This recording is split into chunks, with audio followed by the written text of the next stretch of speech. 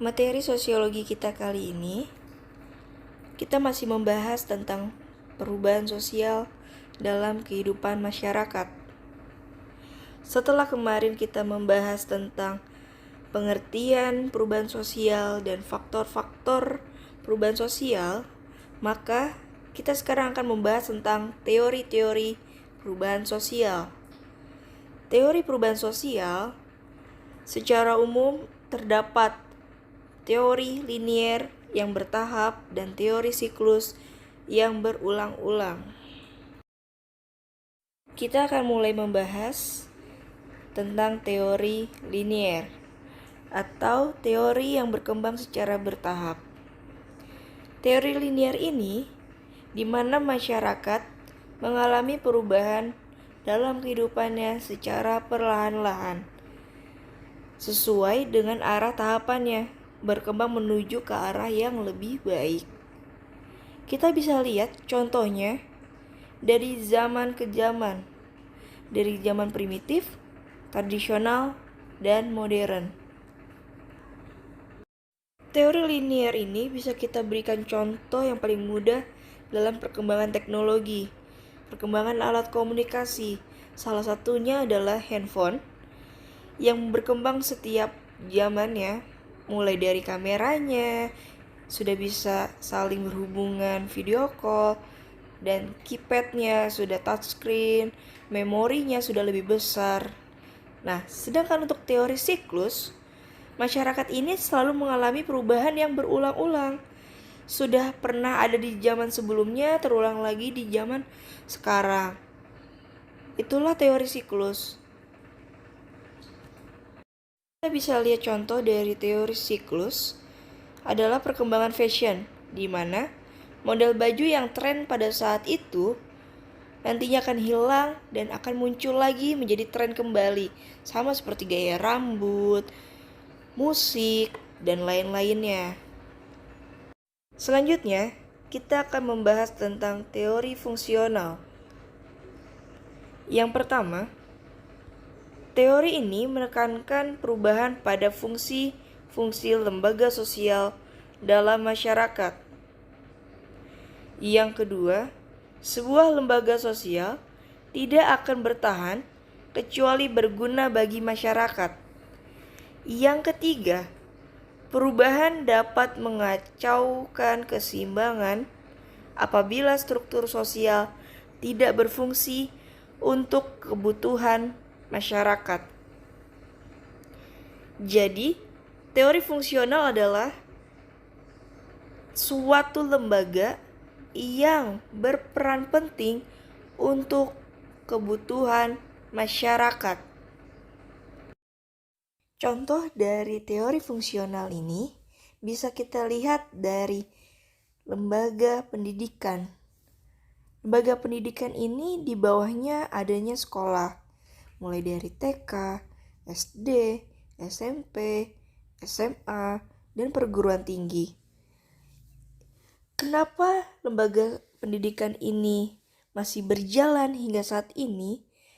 Itu karena dianggap penting dan dibutuhkan oleh masyarakat.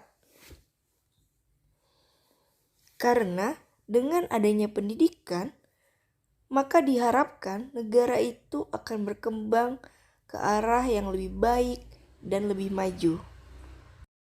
Selanjutnya, teori terakhir adalah teori konflik. Teori konflik menurut Karl Marx, adanya ketidakadilan dan ketimpangan sosial yang menyebabkan terjadinya pertentangan antar kelas. Pertentangan kelas ini bisa kita golongkan menjadi golongan atas dan golongan bawah. Contohnya kita bisa lihat adalah dengan demo buruh. Adanya pertentangan konflik antara golongan bawah dan golongan atas. Adanya perbedaan kepentingan-kepentingan.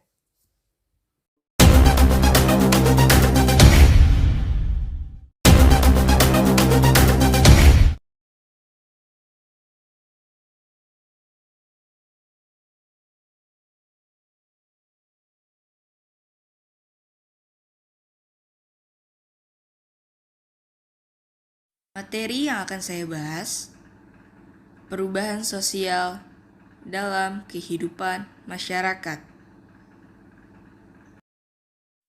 Pertama, kita perlu pahami tentang pengertian dan faktor-faktor perubahan sosial. Apa yang dimaksud dengan perubahan sosial? Menurut dua tokoh yang saya ambil, Selo Sumarjan berpendapat bahwa perubahan sosial adalah perubahan yang terjadi pada lembaga-lembaga sosial. Sedangkan, menurut Kingsley Davis, perubahan sosial adalah perubahan yang terjadi pada struktur dan fungsi sosial masyarakat.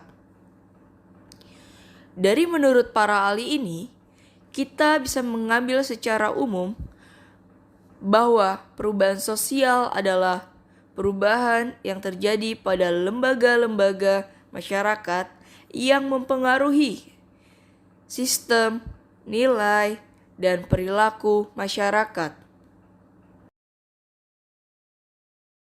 Faktor perubahan sosial. Faktor penyebab perubahan. Faktor internal dan faktor eksternal. Faktor internal dipengaruhi oleh perubahan jumlah penduduk. Contohnya, ketika jumlah angka kelahiran meningkat, maka jumlah kebutuhan akan ikut meningkat. Yang kedua, pertentangan.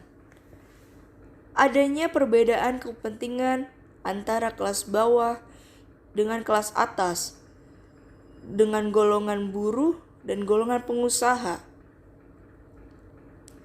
Yang ketiga, pemberontakan.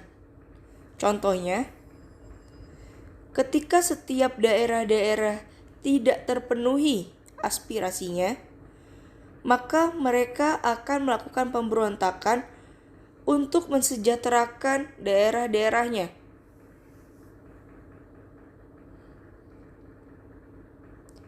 Yang terakhir, penemuan baru. Contohnya bisa kita lihat penemuan panel surya. Panel surya ini adalah sebuah inovasi, memanfaatkan sumber daya alam matahari yang tidak akan pernah habis, sebagai pengganti sumber daya alam yang semakin lama semakin akan habis dan tidak bisa kita gunakan lagi. Faktor eksternal. Yang pertama, peperangan. Contohnya, ketika Indonesia memperebutkan kemerdekaan melawan Jepang dan Belanda, di situ Indonesia sempat dijajah dan adanya perubahan sosial yang terjadi. Yang kedua, pengaruh kebudayaan luar.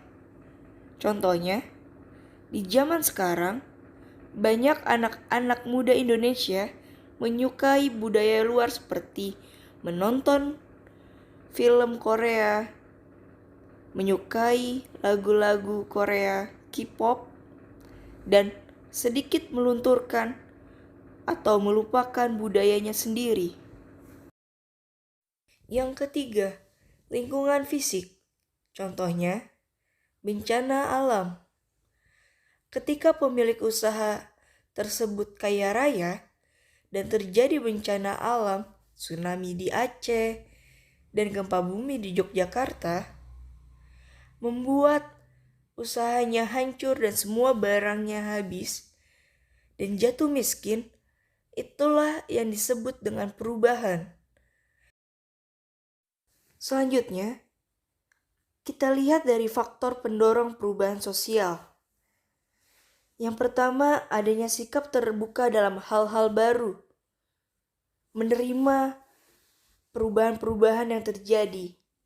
Yang kedua, orientasi masa depan, tujuan masa depan yang lebih baik. Yang ketiga, menghargai karya orang lain, agar banyak hal-hal yang baru tercipta untuk memudahkan kebutuhan masyarakat. Yang keempat, sistem pendidikan yang maju. Ketika sistem pendidikan itu maju, maka inovasi dan kreativitas pun akan semakin banyak. Sedangkan kita bisa melihat dari faktor penghambat perubahan sosial. Yang pertama, memegang teguh adat istiadat. Jadi di sini mereka tidak memperdulikan perubahan yang terjadi di sekeliling mereka. Yang kedua, sistem pendidikan kurang maju. Yang ketiga, penduduk yang homogen.